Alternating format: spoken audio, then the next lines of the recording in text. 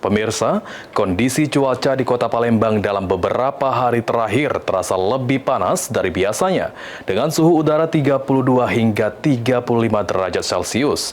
Fenomena ini dipicu karena proses evaporasi yang meningkat pada masa peralihan dari musim hujan ke musim kemarau.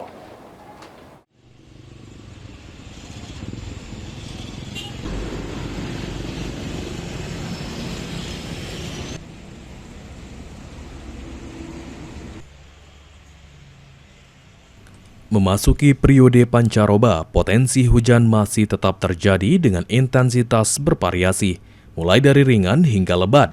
Kendati demikian, BMKG menilai suhu udara pada siang hari akan terasa lebih tinggi dari biasanya.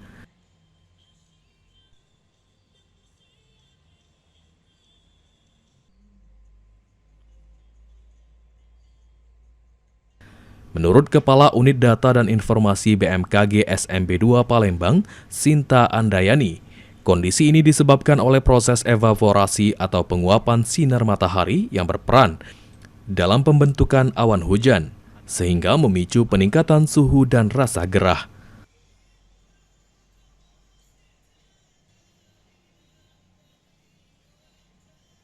Tercatat, suhu udara dalam beberapa hari terakhir berkisar antara 33 hingga 35 derajat Celcius, yang mana kondisi ini masih tergolong normal, namun cukup berdampak pada kenyamanan masyarakat.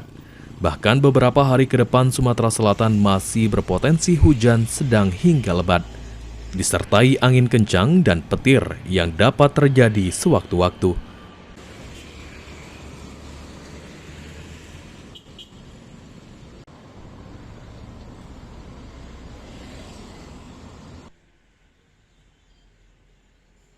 Menjadi awan hujan.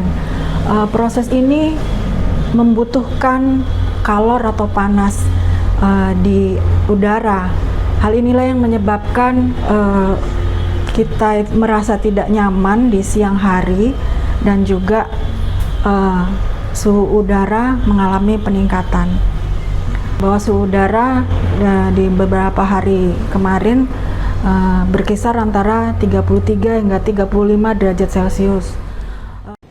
Dengan kondisi cuaca yang tidak menentu di musim peralihan, masyarakat dihimbau untuk tetap waspada agar terhindar dari dampak cuaca ekstrim. Muhammad Aidil, PAL TV.